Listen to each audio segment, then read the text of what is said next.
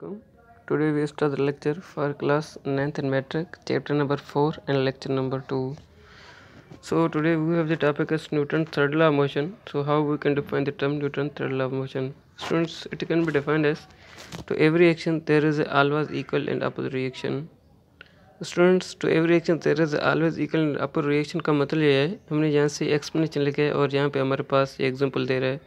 ये कह रहा है consider two bodies A and B. हमारे पास दो ऑब्जेक्ट हैं, लेट्स सपोज हमारे पास ए ऑब्जेक्ट है और दूसरा हमारे पास बी ऑब्जेक्ट है। ये कह रहे हैं हमारे पास a body exerted the force on body B. हमारे पास जो ऑब्जेक्ट ए है वो ऑब्जेक्ट बी पे फोर्स लगा रहा है, इसको हमने मैथमेटिकल फॉर्म में लिखा F A B. Student F का मतलब फोर्स है, ए बी का मतलब ये है कि हमारे पास जो ऑब्जेक्ट ए है वो बी ऑब्जेक्ट पे फोर्स लगा रहा है, इसको हम मैथमेटिकली एफ ए बी लिखा है। फर्स्ट जो हमारे पास ऑब्जेक्ट ए जो ऑब्जेक्ट बी पे फोर्स लगा रहा है इसको हम नाम देते हैं एक्शन। सिमिलरली जो हमारे पास ऑब्जेक्ट बी है वो भी सेम फोर्स लगाएगा ऑब्जेक्ट ए पे, मगर इसका डायरेक्शन चेंज होगा और इसको हम नाम देंगे force which is equal minus F B A, और इसको हम नाम देते हैं reaction. So we have considered two bodies A and B. If the body A exerted the force F A B, it is also known as action. Wherever the object B also exerted the force of body A, so which is called the reaction, और इसको हमने mathematically F B A लिखा है, means minus F B A लिखा है। So according to Newton third law of motion, it can be defined as, it can be written as FAB, and FAB का student and reaction FBA are equal. ये दोनों force आपस में magnitude के लिहाज से तो इक्वल हैं, बट दोनों की डायरेक्शन अपोजिट है। इसके लिहाज से हमने इसको लिख लिया F vector means AB which is equal to minus FBA। Student हमारे पास इसके यहाँ पे एग्जाम्पल है, ये एग्जाम्पलेशन दिया। Consider book on the table. हमने क्या किया, हमने कोई बुक को टेबल पर रख लिया। The weight of book push the table downward. ये जो हमारे पास बुक का वेट है वो इस बुक को नीचे खींचने की कोशिश कर रहा है। This is the action of book. ये बुक का क्या है, ये बुक का एक्शन है किस पे, टेबल पे। It is respond the table also push the book. इसके नतीजे में क्या होगा, जो हमारे पास टेबल है ना वो भी बुक पे क्या करेगा, पुश करेगा upward with the same magnitude. दोनों फोर्सेस की मैग्नीट्यूड सेम है, मगर दोनों फोर्सेस के डायरेक्शन अपोजिट होगा। इसके लिहाज से ये जो हमारे पास बुक है वो ग्राउंड पर नहीं गिरेगा। सिमिलरली इसका बेस्ट एग्जांपल स्टूडेंट हमारे पास जो Newton third law of motion है वो भी एग्जांपल है। जैसे हमारे पास स्विमिंग हो गया, जैसे हमारे पास बुलेट फायर फ्रॉम गन हो गया, जैसे हमारे पास वॉकिंग है। वॉकिंग का कौन सा एग्जांपल है, हम आगे फोर्स लगा रहे हैं और हमारे पास जो फोर्स ऑफ फ्रिक्शन है वो हमें जो नीचे खींचने की कोशिश कर रहा है, जैसे स्विमिंग होगा। वैसे हमारे पास बहुत सारे Newton third law of motion के एग्जाम्पल हैं। Students so now we discuss the term on mass and weight. So mass and weight को हम कैसे डिफाइन कर सकते हैं, सो इन दोनों के बीच में कौन सा डिफरेंस है। स्टूडेंट ये जो हमारे पास मास है, quantity of matter present in body. किसी भी बॉडी में जो मैटर का मकदार मौजूद है इसको नाम देते हैं मास। जबकि वेट क्या है, force with earth attack the body toward centre. Means force एक वेट एक फोर्स है जिसके लिहाज से अर्थ कोई भी ऑब्जेक्ट को अपने सेंटर की तरफ खींचने की कोशिश कर रहा है। उसके बाद हमारे पास मास का दूसरा पॉइंट है, mass has no direction but it is इसके लिए क्वांटिटी। जो हमारे पास मास है इसको कोई भी डायरेक्शन नहीं है और ये इसके लिए क्वांटिटी है। दूसरा हमारे पास ये weight is always directed downward. ये वेट का रुख जो डायरेक्शन डाउनवर्ड होता है, so it is vector quantity. इसके लिहाज से ये हमारे पास वेक्टर है। So the mass of body remain constant. जबकि हमारे पास मास ऑब्जेक्ट जो है एवरी जगह पे ये सेम रहता है, जबकि वेट जो है वेरिंग क्वांटिटी है और प्लेस टू प्लेस ये चेंज हो जाता है। So the weight of body done not remain constant every. इसका मतलब है ये हर जगह पे चेंज हो जाता है place to place. So student उसके बाद हमारे पास यहाँ पे टेंशन है। टेंशन की यूनिट क्या है, टेंशन की यूनिट जो हमारे पास टेंशन का जो सिंबल है वो कैपिटल टी है, जबकि टेंशन का जो यूनिट है वो न्यूटन है और इस न्यूटन का जो सिंबल है वो कैपिटल एन है। सो टेंशन को हम कैसे डिफाइन कर सकते हैं स्टूडेंट, टेंशन एक फोर्स है जो किसी स्ट्रिंग की वजह से ट्रांसमिट हो रहा है। आप इसको टेंशन को कैसे डिफाइन कर सकते हो, आप लोगों के force which is transmit by the help of string are known as tension.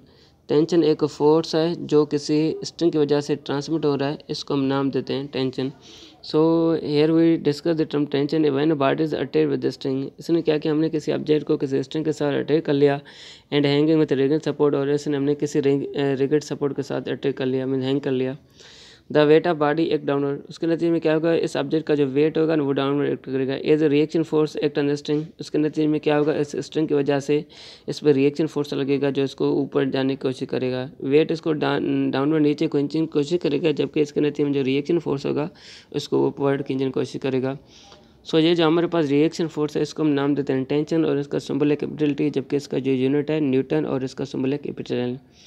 So students, we are the first case when two bodies, हमारे पास दो ऑब्जेक्ट हैं, एक का मास m1 दूसरा हमारे पास मास m2 आर कनेक्टेड स्ट्रिंग, हमने किसी स्ट्रिंग को साथ कनेक्ट कर लिया एंड पास और पुली, और इसने हमने किसी पुली को पास करवा लिया। So in such way that both bodies move vertically, और ये दोनों ऑब्जेक्ट मूव वर्टिकल ड्राइव करें। हमें ये करें कि drive the expression for the acceleration time. Student हमें ये इसलिए यहाँ पे हमें एक्सेलरेशन और टाइम का, एक्सेलरेशन और टेंशन का हमें जो इक्वेशन ड्राइव करना पड़ेगा। स्टूडेंट हमारे पास ये केस नंबर 1 है, when both bodies move vertically. Student हमने क्या कि हमने यहाँ पे दो ऑब्जेक्ट ले लिया, ऑब्जेक्ट ए एंड बी ले लिया, और इन दोनों ऑब्जेक्ट का मास डिफरेंट है। एक ऑब्जेक्ट ए का मास m1 है, दूसरा हमारे पास ऑब्जेक्ट बी है उसका मास m2 है। हमने क्या किया, हमने इसको जो है किसी स्ट्रिंग के साथ कनेक्ट कर लिया, और इसको हमने किसी पुली के साथ जो है फ्रिक्शनलेस पुली से इसने हमें पास करवा लिया। इसके नतीजे में क्या होगा, दोनों ऑब्जेक्ट जो वर्टिकली हैंगिंग हो गए। इसमें हम लेट कह रहे हैं कि ये जो हमारे पास m1 है वो ग्रेटर देन m2 है, so hence the body A will move downward. इसमें अगर हम कहेंगे हाँ ये अगर हमारे पास ऑब्जेक्ट ए है, इसका मास ऑब्जेक्ट बी से ज़्यादा है, इसका मतलब ये है कि जो हमारे पास ऑब्जेक्ट ए है वो नीचे जाने की कोशिश करेगा क्योंकि इसका मास ज़्यादा है। Then the body A will move downward with the acceleration a. अगर ये ऑब्जेक्ट ए मूव डाउनवर्ड करेगा किसी एक्सेलरेशन से, ए से नीचे जाएगा, so the body B will move upward. इसके नतीजे में बॉडी बी क्या करे, अपवर्ड मूव करेगा और इसका एक्सेलरेशन सेम रहेगा। Let T with tension string, और इस ये जो हमारे पास रोप में टेंशन प्रोड्यूस होगा वो टी होगा। स्टूडेंट हमारे पास में क्या करें, motion of body A, to calculate acceleration of bodies and tension in the string, let we consider the motion of body A. Student ये जो अगर हम देखेंगे ये जो हमारे पास ऑब्जेक्ट है इस पर दो फोर्स लेंगे, एक तो दो force acting on the body, एक तो हमारे पास वेट है जो इसको नीचे करे। आपको ये पता होना चाहिए जो हमारे पास वेट है वो बराबर होता है mg के। अगर हमारे पास वेट 1 है इसकी जगह पे हम W1 लिखेंगे, और जिसकी जगह m है उसकी जगह m लिखेंगे। इसके लिहाज से ये हमारे पास बन जाएगा W1 which is equal m1g। सो इसके लिहाज से हमारे पास ये जो टेंशन स्ट्रिंग लिखा पड़ा हुआ है, tension string acting on the upward, ये जो हमारे पास टेंशन लगेगा इसको रस्सी के लिहाज से इसको ऊपर खींचने की कोशिश करेगा। सो the body is moving down, इसके नतीजे में body a moving down move करेगा और इस पर वेट ज़्यादा होगा। स्टूडेंट ये जो अगर हमारे पास वेट ज़्यादा होगा फिर हम क्या करेंगे, वेट से हम जो टेंशन सब्ट्रैक्ट करेंगे। इसको हम ऐसा लिख सकते हैं, weight is greater than tension. Student इसका अगर हम weight is greater than tension लिखेंगे, जब हम ग्रेटर की सिंबल रिमूव करेंगे फिर हम लिखेंगे net force F1 which is equal W1 minus tension के बराबर, टी के बराबर हो जाएगा। F1 हमारे पास यहाँ पे सेम है। स्टूडेंट आपको ये पता होना चाहिए W1 किसके बराबर है, m1g। जिसकी जगह W1 था उसकी जगह हमने यहाँ पे m1g लिखा, माइनस यहाँ पे टेंशन हम टी हमारे पास सेम है। स्टूडेंट्स तो हमारे पास आपको ये पता होना चाहिए जो हमारे पास F1 है वो हमारे पास बराबर होता है m1 के। स्टूडेंट जिसकी जगह पे F1 था उसकी जगह पे हमने m1a लिख लिया, और विच इज इक्वल m1g सेम है, माइनस यहाँ पे टेंशन सेम है। इसको हमने इसको इक्वेशन नंबर 3 का नाम दे दिया। सिमिलरली स्टूडेंट्स हमारे पास यहाँ पे जो बॉडी बी है इस पर भी दो फोर्स लग रहे हैं, एक तो हमारे पास टेंशन है, दूसरा हमारे पास वेट है। स्टूडेंट अगर हम देखने की कोशिश करेंगे जो हमारे पास बॉडी बी है इस पर टेंशन फोर्स ज़्यादा है, वो वेट फोर्स कम है, इसलिए टेंशन ज़्यादा है क्योंकि ये बॉडी बी ऊपर जा रहा है। इसके लिहाज से हम यहाँ पे लिखेंगे tension is greater than weight, और इसके साथ साथ हम यहाँ पे क्या लिख सकेंगे, टेंशन इज ग्रेटर देन, अभी हम क्या करेंगे टेंशन से माइनस वेट सब्ट्रैक्ट करेंगे विच इज इक्वल नेट फोर्स के बराबर हो जाएगा। सो नेट फोर्स क्या है हमारे पास यहाँ पे F2 है। सो F2 which is equal tension minus m2g, क्योंकि यहाँ पे m2g कैसे है, यहाँ पे हमारे पास W2 होगा।